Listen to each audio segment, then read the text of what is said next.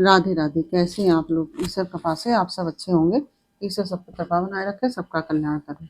आज हम बताने जा रहे हैं श्रीमद् भागवत महापुराण के 10वें स्कंद का 41वां अध्याय, श्री कृष्ण का मथुरा जी में प्रवेश।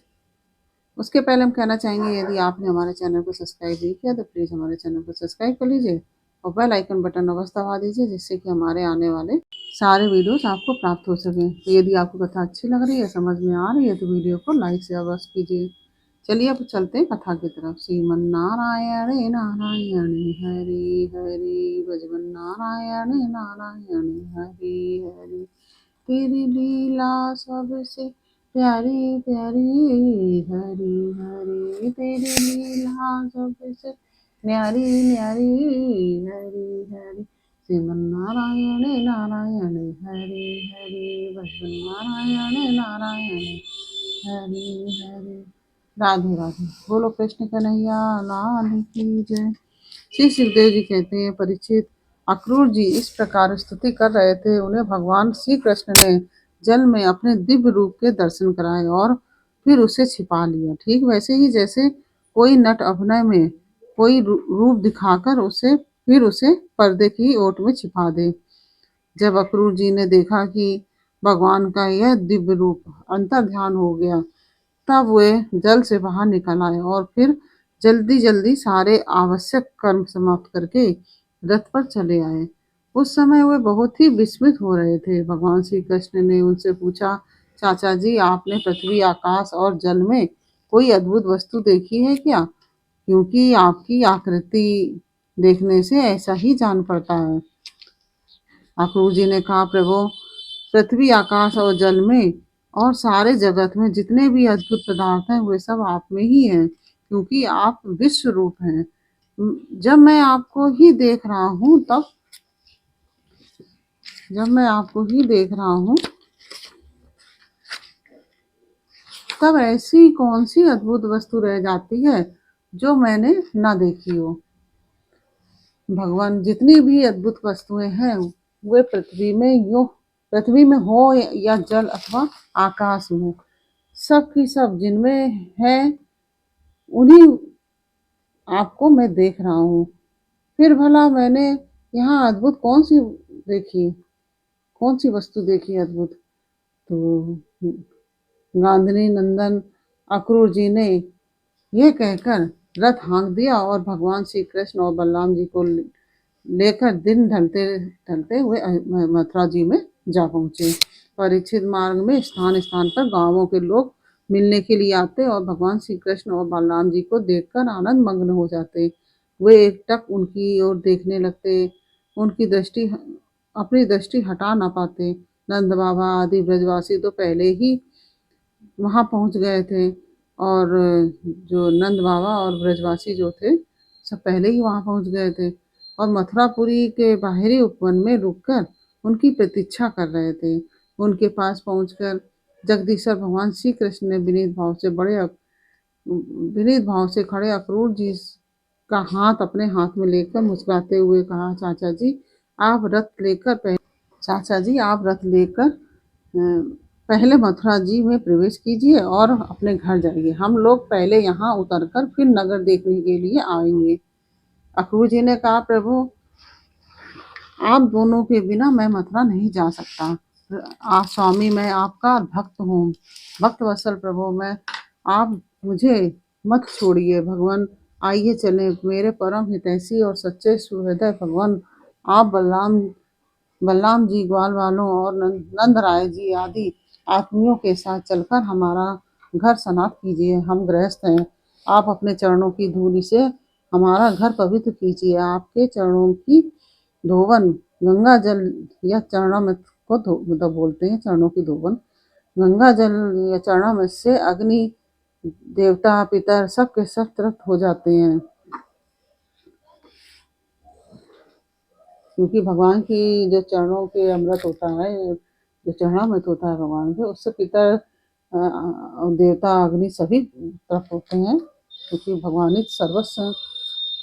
प्रभु, आपके युगल चरणों को पखार कर महात्मा बलि ने वह यश प्राप्त किया जिसका गान संत पुरुष करते हैं। केवल यश ही नहीं, उन्हें अतुलनीय ऐश्वर्य तथा वह गति प्राप्त हुई जो अनन्य प्रेमी भक्तों को प्राप्त होती है। आपके चरणोदक गंगा जी ने तीनों लोग पवित्र कर दिए। सचमुच वे मूर्तिमान पवित्रता हैं। उन्हीं के स्पर्श से सागर के पुत्रों को सदगति प्राप्त हुई है और उसी जल को स्वयं भगवान शंकर ने अपने सिर पर धारण किया है। यदुवंश शिरोमणि आप देवताओं के भी आराध्य देव हैं, जगत के स्वामी हैं। आपके गुण और लीलाओं का श्रवण तथा कीर्तन बड़ा ही मंगलकारी है। उत्तम पुरुष आपके गुणों का कीर्तन करते रहते हैं। नारायण, मैं आपको नमस्कार करता हूँ। श्री भगवान ने कहा कि चाचा जी, मैं दाऊ भैया के साथ आपके घर आऊंगा और पहले इस यदुवंशियों के द्रोही कंस को मारकर तब अपने सभी सुहृदय स्वजनों को प्रिय करूंगा। श्री सुखदेव जी कहते हैं, परीक्षित, भगवान के इस प्रकार कहने पर अक्रूर जी कुछ अनमने से हो गए। उन्होंने पुरी में प्रवेश करके कंस से श्री कृष्ण और बलराम को ले आने का समाचार निवेदन किया और फिर अपने घर गए। दूसरे दिन तीसरे पहर बलराम जी और ग्वालवालों के साथ भगवान श्री कृष्ण ने मथुरापुरी को देखने के लिए नगर में प्रवेश किया। भगवान ने देखा कि नगर के परकोटे में स्फटिक मणि बिल्लोर के बहुत ऊंचे ऊंचे गोपुर, मतलब यहाँ गोपुर बोलते हैं प्रधान दरवाजे को, गोपुर तथा घरों में भी बड़े बड़े फाटक बने हुए हैं। उनमें सोने के बड़े बड़े किवाड़ लगे हैं और सोने के ही तोरण बाहरी दरवाजे बने हुए हैं। नगर के चारों ओर तांबे और पीतल की चारदीवारी बनी हुई है। खाई के कारण और कहीं से उस नगर में प्रवेश करना बहुत कठिन है। स्थान स्थान पर सुंदर सुंदर उद्यान और रमणीय उपवन केवल स्त्रियों के उपयोग में आने वाले बगीचे शोभायमान हैं। सुवर्ण से सजे हुए चौराहे, धनियों के महल, उन्हीं के साथ में बगीचे, कारीगरों के बैठने के स्थान तथा प्रजा वर्ग के सभा भवन, टाउन हॉल तथा साधारण लोगों के निवास गृह नगर की शोभा बढ़ा रहे हैं। वैदूर्य, हीरे, स्फटिक, बिल्लौर, नीलम, मूंगे, मोती और पन्ने आदि से जड़े हुए छज्जे, चबूतरे, झरोखे एवं फर्श आदि जगमगा रहे हैं। उन पर बैठे हुए कबूतर, मोर आदि पक्षी भांति भांति के बोली बोल रहे हैं। सड़क, बाजार, गली और चौराहे पर खूब छिड़काव किया गया है। स्थान स्थान पर फूलों के गजरे, जवारे, जौ के अंकुर, खील और चावल बिखरे हुए हैं। घरों के दरवाजे पर दही और चंदन आदि से चर्चित जल से भरे हुए कलश रखे हैं और वे फूल, दीपक, नई नई कोपलें, फल सहित केले और सुपारी के वृक्ष, छोटी छोटी झाड़ियों और रेशमी वस्त्रों से भली भांति सजाए हुए हैं। परीक्षित, वासुदेव नंदन भगवान श्री कृष्ण और बलराम जी ने ग्वाल वालों के साथ राजपथ से मथुरा नगरी में प्रवेश किया। उस समय नगर की नारियां बड़ी उत्सुकता से उन्हें देखने के लिए झटपट अटारियों पर चढ़ गईं। किसी किसी ने जल्दी के कारण अपने वस्त्र और गहने उल्टे पहन लिए। किसी ने भूल से कुंडल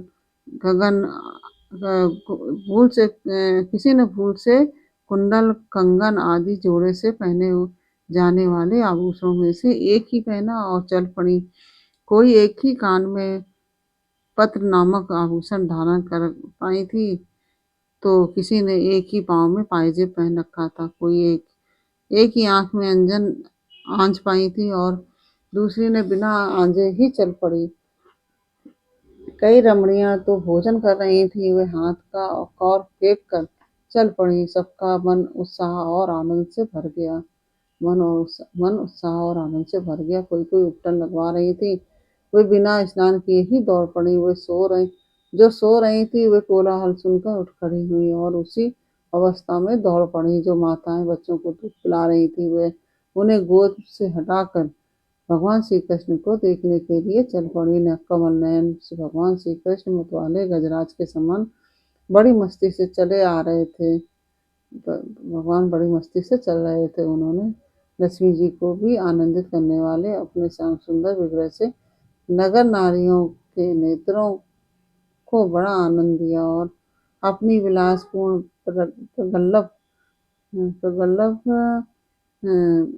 हंसी तथा प्रेम भरी चितवन से उनके मन चुरा लिए। मथुरा की स्त्रियां बहुत दिनों से भगवान श्री कृष्ण की अद्भुत लीलाएं सुनती आ रही थीं। उनके चित्त चिरकाल से श्री कृष्ण के लिए चंचल और व्याकुल हो रहे थे। आज उन्होंने उन्हें देखा कि भगवान श्री कृष्ण ने भी अपनी प्रेम भरी चितवन और मंद मुस्कान की सुधा से सींचकर उनका सम्मान किया है। परीक्षित, उन स्त्रियों ने नेत्रों के द्वारा भगवान को अपने हृदय में ले जाकर उनके आनंदमय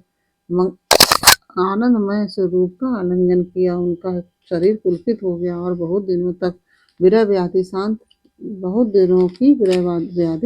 शांत हो गई। मथुरा की नारियां अपने अपने महलों की अटारियों पर चढ़कर बलराम और श्री कृष्ण पर पुष्पों की वर्षा करने लगी। उस समय उन स्त्रियों के मुख कमल प्रेम की आवेग से खिल रहे थे। ब्राह्मण क्षत्रिय और वैश्यों ने स्थान स्थान पर दही, अक्षत, जल से भरे पात्र, फूलों के हार, चंदन और भेंट की सामग्रियों से आनंद मग्न होकर भगवान श्री कृष्ण और बलराम की पूजा की। भगवान को देखकर सभी पुरवासी आपस में कहने लगे, धन्य है गोपियों ने ऐसी कौन सी महान तपस्या की है जो जिसके कारण वे मनुष्य मात्र को परमानंद देने वाले इन दोनों मनोहर किशोरों को देखती रहती हैं। इसी समय भगवान श्री कृष्ण ने देखा कि एक धोबी जो कपड़े रंगने का काम भी करता था उनकी ओर आ रहा है। भगवान श्री कृष्ण ने उससे धुले हुए उत्तम उत्तम कपड़े मांगे। भगवान ने कहा कि भाई, तुम हमें ऐसे वस्त्र दो जो हमारे शरीर में पूरे पूरे आ जाएं। वास्तव में हम लोग उन वस्त्रों के अधिकारी हैं, इसमें संदेह नहीं है कि तुम हम लोगों को वस्त्र दोगे जो तो तुम्हारा परम कल्याण होगा। परीक्षित, भगवान सर्वत्र परिपूर्ण है, सब कुछ उन्हीं का है, फिर भी उन्होंने इस प्रकार मांगने की लीला की। परंतु वह मूर्ख राजा कंस का सेवक होने के कारण मतवाला हो रहा था। भगवान की वस्तु भगवान को देना तो दूर रहा, उसने क्रोध में भरकर आक्षेप करते हुए कहा कि तुम लोग रहते तो सदा पहाड़ और जंगल में, वहाँ ऐसे ही वस्त्र पहनते हो? तुम लोग बहुत उद्दंड हो गए हो, तभी तो ऐसी बढ़ चढ़कर बातें करते हो। अब तुम्हें राजा का धन लूटने की इच्छा हुई है। अरे मूर्खों, जाओ, भाग जाओ। यदि कुछ दिन और जीने की इच्छा हो तो फिर इस तरह मत मांगना। राज कर्मचारी तुम्हारे जैसे उच्च खलों को कैद कर देते हैं और मार डालते हैं और जो कुछ उनके पास होता है छीन लेते हैं। जब वह धोबी इस प्रकार बहुत कुछ बहक बहक कर बातें करने लगा तब भगवान श्री कृष्ण ने तनिक कुपित होकर उसे एक तमाचा जमाया और उसका सिर धड़ से नीचे जा गिरा। वह यह देखकर उस धोबी के अधीन काम करने वाले सबके सब कपड़ों का गट्ठर वहीं छोड़कर इधर उधर भाग गए। भगवान ने उन वस्त्रों को ले लिया। भगवान श्री कृष्ण और बलराम ने मनमाने वस्त्र पहनकर तथा बचे हुए वस्त्रों में से कुछ से अपने साथी ग्वालवालों को भी दिए। बहुत से कपड़े तो वहीं जमीन पर ही छोड़कर चल दिए। भगवान श्री कृष्ण और बलराम जब कुछ आगे बढ़े तब उन्हें एक दर्जी मिला। भगवान का अनुपम सौंदर्य देखकर उसे बड़ी प्रसन्नता हुई और उसने उन रंग बिरंगे सुंदर वस्त्र को उनके शरीर पर ऐसे ढंग से सजा दिया कि वे सब ठीक ठीक फब गए। अनेक प्रकार के वस्त्रों से विभूषित होकर भगवान दोनों भाई और भी अधिक शोभायमान हुए। ऐसे जान पड़ते थे मानो उत्सव के समय श्वेत और श्याम गज साबक भली भांति सजा दिए गए हों। भगवान श्री कृष्ण उस दर्जी पर बहुत प्रसन्न हुए और उन्होंने उसे इस लोक में भरपूर धन संपत्ति, बल, ऐश्वर्य, अपनी स्मृति और दूर तक देखने सुनने आदि की इंद्रिय संबंधी शक्तियां दी, और मृत्यु के बाद के लिए अपना सारूप्य मोक्ष भी दे दिया। इसके बाद भगवान श्री कृष्ण सुदामा माली के घर गए। दोनों भाइयों को देखते ही सुदामा उठ खड़ा हुआ और पृथ्वी पर सिर रखकर उन्हें प्रणाम किया। फिर उन्होंने आसन पर बैठाकर उनके पांव पखारे और हाथ धुलाए, और तदंतर ग्वाल वालों के सहित सबकी फूलों की हार, पान, चंदन और सामग्रियों से विधि पूर्वक पूजा की। इसके पश्चात उसने प्रार्थना की, प्रभु आप दोनों के शुभागमन से हमारा जन्म सफल हो गया, हमारा कुल पवित्र हो गया। आज हम पितर, ऋषि और देवताओं के ऋण से मुक्त हो गए। वे हम पर परम संतुष्ट हैं। आप दोनों संपूर्ण जगत के परम कारण है। आप संसार के अभ्युदय, उन्नति और निःश्रेयस मोक्ष के लिए ही इस पृथ्वी पर अपने ज्ञान, बल आदि अंशों के साथ अवतीर्ण हुए हैं। यद्यपि आप प्रेम करने वालों से ही प्रेम करते हैं, भजन करने वालों को ही भजते हैं, फिर भी आपकी दृष्टि में विषमता नहीं है, क्योंकि आप सारे जगत के परम सुहृदय और आत्मा हैं। आप समस्त प्राणियों और पदार्थों में समरूप से स्थित हैं। मैं आपका दास हूँ। आप दोनों मुझे आज्ञा दीजिए कि मैं आप लोगों की क्या सेवा करूं। भगवान जीव पर आपका यह बहुत बड़ा अनुग्रह है, पूर्ण कृपा प्रसाद है कि आप उसे आज्ञा देकर किसी कार्य में नियुक्त करते हैं। राजेंद्र, सुदामा माली ने इस प्रकार प्रार्थना करने के बाद भगवान का अभिप्राय जानकर बड़े प्रेम और आनंद से भरकर अत्यंत सुंदर सुंदर और सुगंधित पुष्पों से गुथे हुए हार उन्हें पहनाए। जब ग्वालवाल और बलराम जी के साथ भगवान श्री कृष्ण उन सुंदर सुंदर मालाओं से अलंकृत हो चुके, तब उन वरदायक प्रभु ने प्रसन्न होकर विनीत और शरणागत सुदामा को श्रेष्ठ वर दिए। सुदामा माली ने उनसे यह वर मांगा कि प्रभु आप ही समस्त प्राणियों के आत्मा हैं, सब स्वरूप। आपके चरणों में मेरी अविचल भक्ति हो। आपके भक्तों में मेरा सौहार्द, मैत्री का संबंध हो, और समस्त प्राणियों के प्रति अहेतुक दया का भाव न रहे। भगवान श्री कृष्ण ने सुदामा को उसके मांगे हुए वर तो दिए ही, ऐसी लक्ष्मी भी दी जो वंश परंपरा के साथ साथ बढ़ती जाए, और साथ ही बल, आयु, कीर्ति और कांति का भी वरदान दिया। इसके बाद भगवान श्री कृष्ण बलराम जी के साथ वहां से विदा हुए। इसी प्रकार से 41वां अध्याय पूर्ण हुआ। और यह अध्याय आपको कैसा लगा यह हमें कमेंट बॉक्स में अवश्य बताइए। अच्छा लगा हो तो वीडियो को लाइक से अवश्य कीजिए। फिर मिलते हैं आपसे अगले वीडियो में अगले अध्याय के साथ। तब तक के लिए राधे राधे।